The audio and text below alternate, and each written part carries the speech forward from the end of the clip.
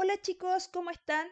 Hoy vamos a comenzar una nueva unidad correspondiente, ¿no es cierto?, a sus planes y programas nuevos del año 2020 que tienen que ver directamente con la asignatura de filosofía. ¿Ya? Hoy vamos a ver entonces una introducción, una cosita poca, referente a qué es la filosofía y los orígenes de esta. Lo primero que vamos a ver es un cuadro que hizo Rafael Sanzio que se llama La Escuela de Atenas.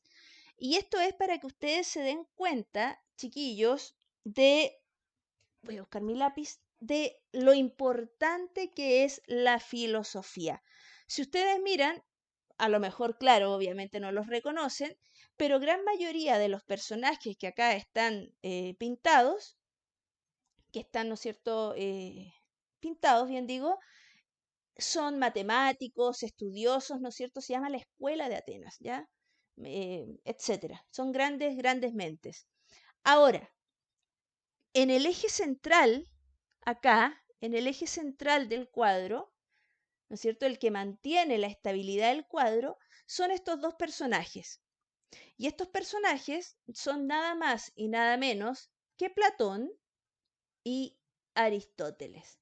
Acá tenemos a Sócrates, ¿ya? Acá tenemos a Heráclito, por ejemplo. Acá tenemos a Diógenes, que también fue un filósofo. Aparece, no lo encuentro, no lo encuentro, no lo encuentro. Tenemos a Zenón, tenemos a Epicuro, tenemos a Anaximandro, que también está, que no lo logro distinguir ahora dónde está Anaximandro. Eh, en fin, tenemos a Parménides acá. Y entonces, así como ustedes están mirando, se van a dar cuenta que hay muchos, muchos, muchos filósofos que están, ¿no es cierto?, interactuando en esta pintura, en este gran cuadro, en esta obra de arte. Eso es para que ustedes se den cuenta. Rafael, ¿no es cierto?, presentó a las ciencias en este cuadro que se llama La Escuela de Atenas. Sin embargo, como eje central de todas las ciencias, presentó a la filosofía. Si ustedes se fijan, la mayoría de los filósofos que aparecen están casi en primer plano, ¿ya? Se pueden reconocer fácilmente, ¿ya? Y aquí, insisto, como eje central, Platón y Aristóteles. Y aquí Sócrates lo hizo conversando con la gente porque era una de las características que Sócrates tenía. Vamos a lo nuestro. Vamos a ver rápidamente estos mapas conceptuales. Son 3 mapas conceptuales. No sé si en realidad los vamos a ver todos en este video o vamos a ir parcelando un poco los contenidos. Les voy a hablar del origen histórico de la filosofía. La filosofía, lo primero que vamos a ver es o significa o busca la sabiduría. Ya la filosofía no es cualquier ciencia que busque algo en particular. La filosofía lo que busca es la sabiduría. La palabra filosofía está compuesta por 2 palabras griegas, filo, que significa amor, y sofía, que significa sabiduría. ¿Ya? Entonces, la palabra filosofía en sí es amor a la sabiduría. ¿Cómo parte la filosofía? La filosofía comienza cuando el ser humano se empieza a dar cuenta, chicos, que necesitaba buscar una explicación a ciertas situaciones que pasaban en la naturaleza. Acá dice la conciencia de limitación frente a la naturaleza.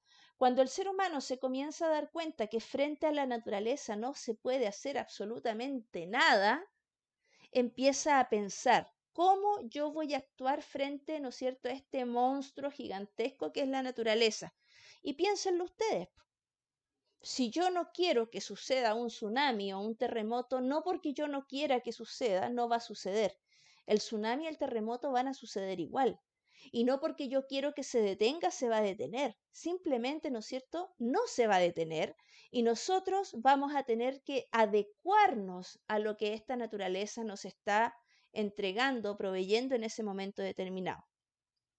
Entonces, se da cuenta el ser humano de la limitación que tiene frente a la naturaleza y al mismo tiempo se da cuenta del deseo o tendencia a comprender la realidad. ¿Por qué pasa esto? A eso se refiere. ¿Por qué pasa esto? ¿Por qué suceden estas cosas? Cuando comienza a cuestionar lo que pasa en la realidad, aparece este concepto que se llama mirada escrutadora. La mirada escrutadora es esa mirada que yo hago y que digo, ¿será así? ¿Me estará diciendo la verdad? ¿Será realmente las cosas así como me las dice? Esa es la mirada escrutadora. ¿De dónde aparece esta mirada escrutadora? Aparece de la experiencia. Ejemplo, si a usted una amiga, un amigo le ha mentido en ocasiones anteriores, ¿usted le va a creer a la primera? Yo creo que no, ¿no es cierto? Ahí aparece la mirada escrutadora. Si varias veces me ha mentido, ¿por qué yo tengo que creerle cuando me lo diga, ¿no es cierto?, la primera vez? Yo debo tener ante eso una mirada escrutadora. ¿Por qué? Porque tengo la experiencia, ¿no es cierto?, que otras veces ya me ha engañado. Y esta mirada escrutadora dice capacita para la acción prudente. ¿Qué significa que capacite para la acción prudente? Significa que yo no voy a tomar una determinación a tontas y a locas, ¿no es cierto? Porque se supone tengo experiencia. Y como ya tengo experiencia, no puedo llegar, ¿no es cierto?, y tomar una decisión sin pensar. Debo tener una mirada escrutadora, debo pensar, ¿me conviene hacer esto? ¿No me conviene hacer esto? Me están ofreciendo una carrera maravillosa en una universidad maravillosa. ¿Es realmente tan maravillosa la universidad como me la están pintando? ¿O no es tan maravillosa? Un niño dice que me ama y que me adora. ¿Es realmente así o quiere conseguir otra cosa? Esa es la mirada escrutadora. Ahora, la filosofía nace, ¿no es cierto?, cuando dijimos el hombre, el ser humano, el individuo, toma conciencia de sus limitaciones frente a la naturaleza, esto, y cuando trata de comprender la realidad. ¿Cómo sucede eso? Eso sucede cuando se supera esta palabrita, el mito. La filosofía, chicos, es la superación del mito por el logos.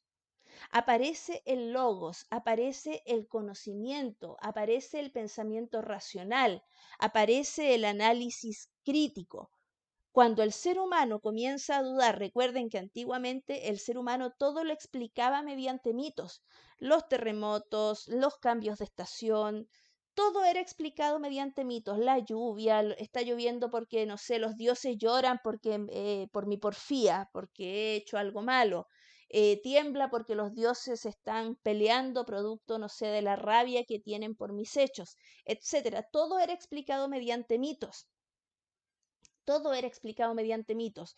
Entonces, cuando el ser humano se empieza a dar cuenta que, por ejemplo, el tiempo es cíclico, que en un año hay diferentes estaciones, que hace mucho calor, que después el calor va decantando, que las hojas de los árboles empiezan a caer, que luego empieza el calor a decantar aún más y hace frío, que llueve, que después se acaba la lluvia y que empieza, ¿no es cierto?, nuevamente a calentar el sol, que empiezan a salir flores en los prados y que después nuevamente comienza a hacer mucho calor. Eso es un ciclo. El ser humano comienza a observar esta naturaleza en la que está anclado y producto de eso comienza a dar explicaciones para lograr entender y comprender esa realidad.